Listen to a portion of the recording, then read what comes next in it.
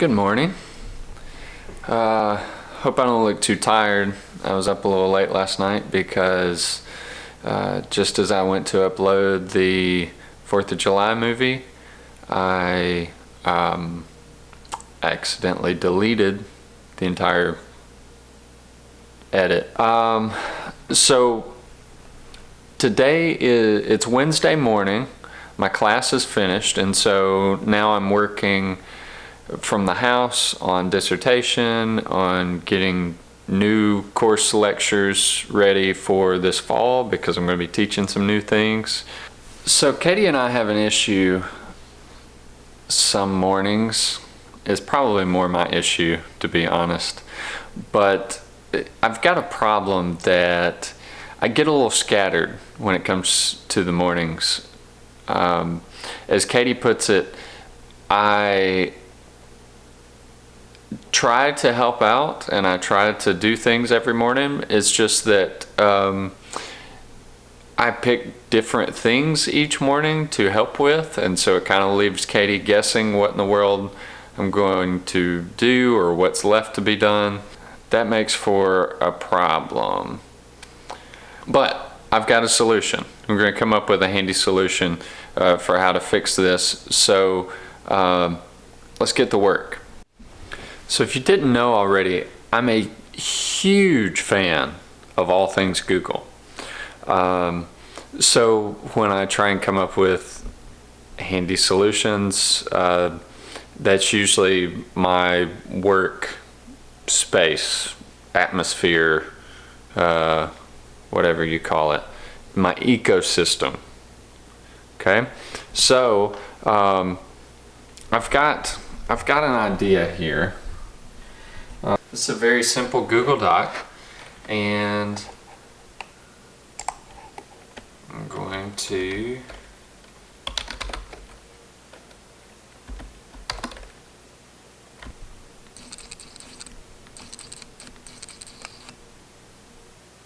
now I'm going to fill it up with a whole bunch of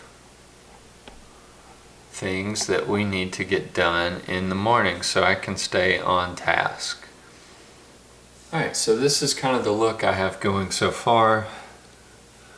The list isn't exactly right, but it gives us a template to work on.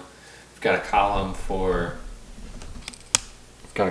my to-dos, got a column for Katie's to-dos, and now I need some input from her. Make some changes.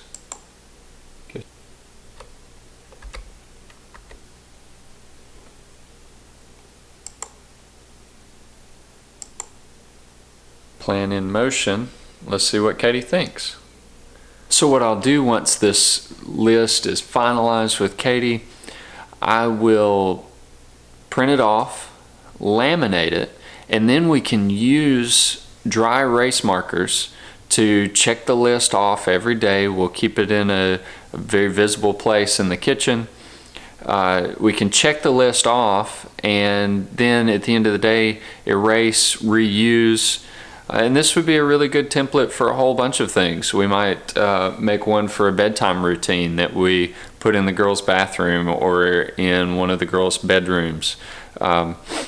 Just a really handy way to help us visually see what's been done, what needs to be done, where we could best help the other, and how we can avoid stepping on each other's toes or running into each other as we try to get the necessities of a young family done every day.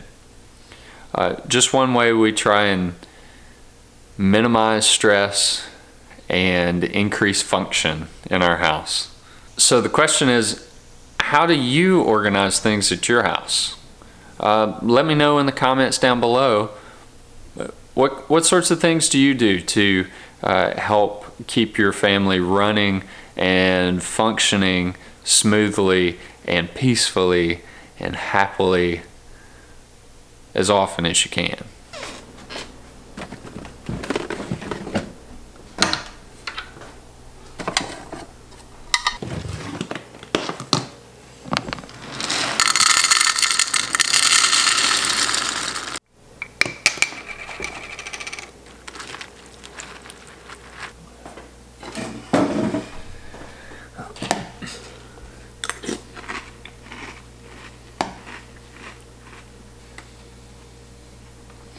Okay, so it's about 10:30.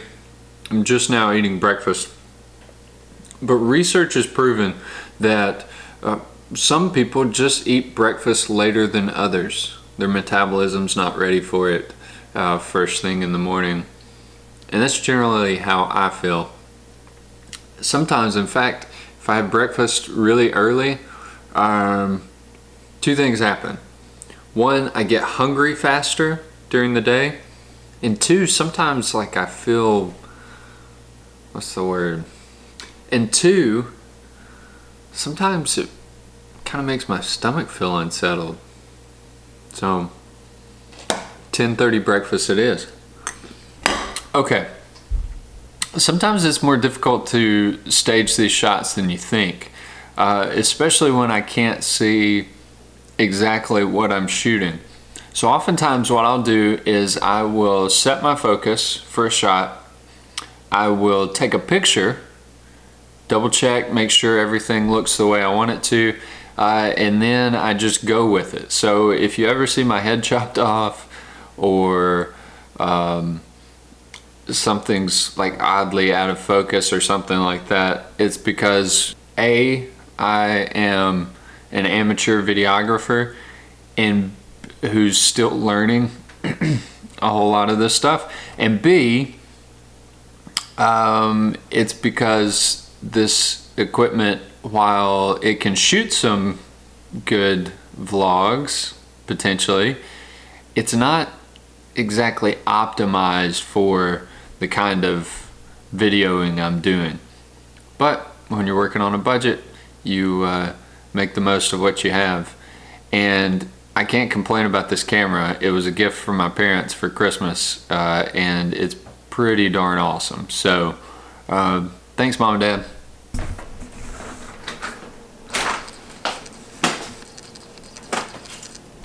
What is it?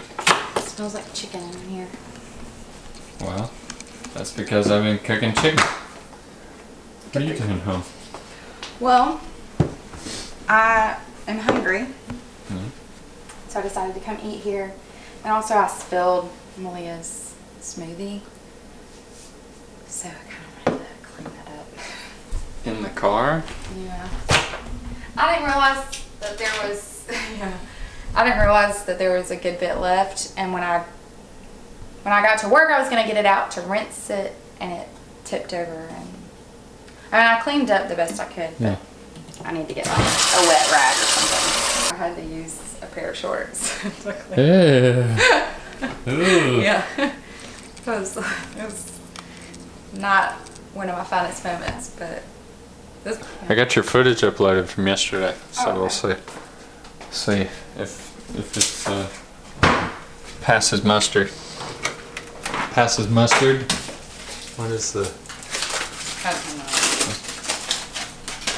I think it's mustard.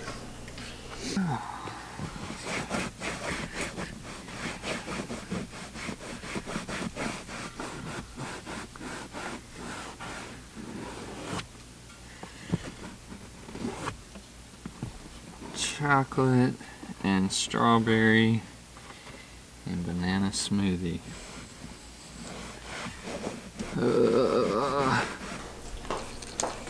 All right. Yes, amigo. See you.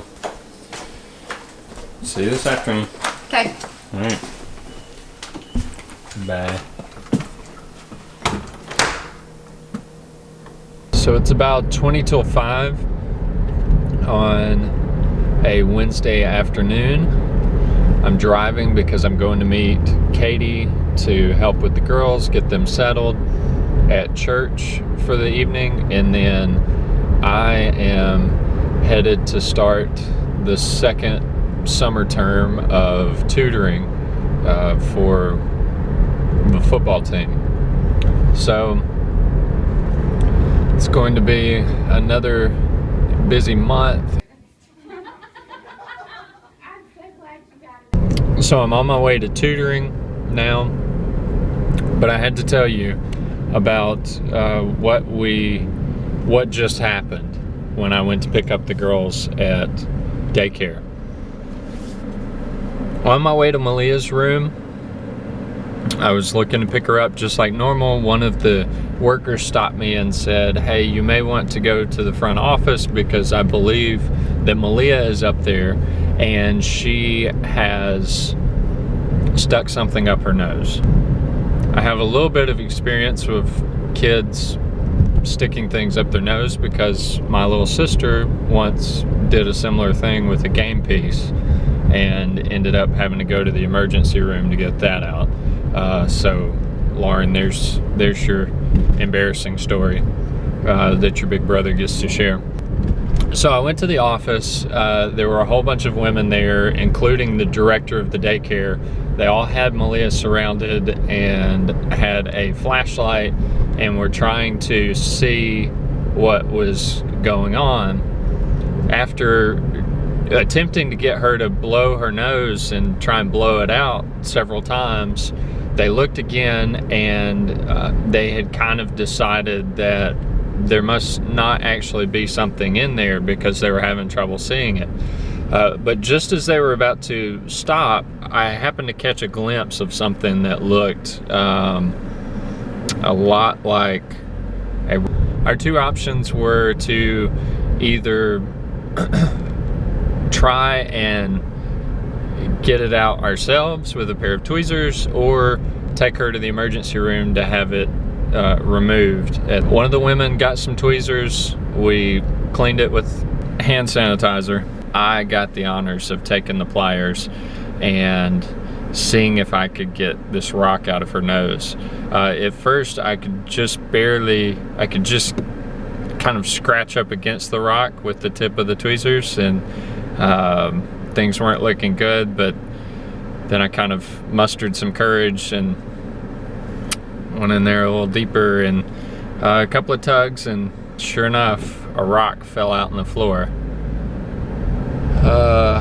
Needless to say, my blood pressure was about through the roof, and my heart was racing, and yeah, it was pretty nerve-wracking trying to stay calm and keep her calm and get the whole thing figured out. So that was my exciting moment in fatherhood today.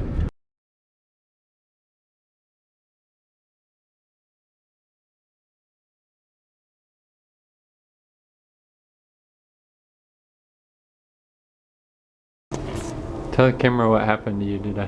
What happened? I put a rock in my nose, camera. Why did you put a rock in your nose? Did you just think it'd be fun? Uh-huh. You wanted to try and see what happened? No. I don't want to do it again. Oh, well, that's good. Yeah. The sinkhole just keeps getting bigger. Now it looks like Jabba the Hutt's pit. What do they call that? Sarlacc pit? So dorky that I know that.